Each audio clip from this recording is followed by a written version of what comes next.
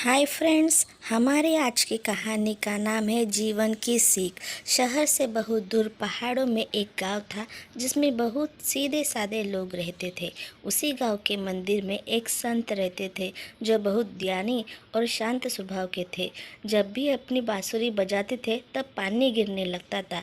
जब भी गांव वालों को पानी की आवश्यकता होती, सभी लोग मिलकर उन संत के पास जाकर बांसुरी बजाने का आग्रह करते और फिर पानी गिरने लगता।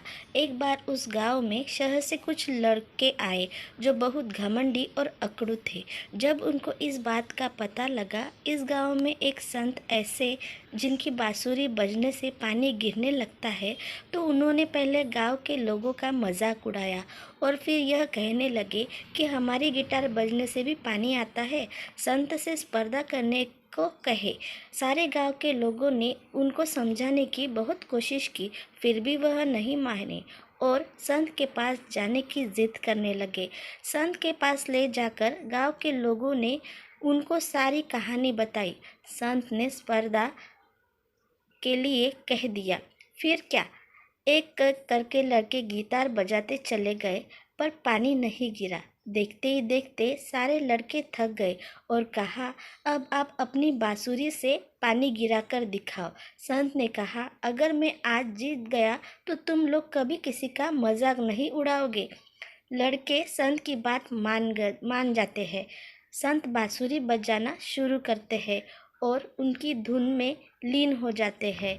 कब सुबह से शाम और शाम से रात हो जाती है उनको पता ही नहीं चलता है। देखते ही देखते बादल गरजने लगते हैं और पानी गिरने लगता है। थोड़ी देर में संत बांसुरी बजाना बंद कर देते हैं। लड़के संत से पूछते हैं, आप इतनी देर तक बांसुरी कैसे बजाते रहे?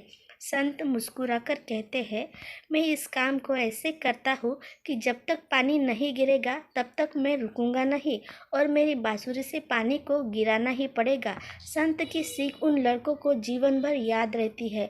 उनके जीवन में सकारात्मक परिवर्तन आने लगते हैं।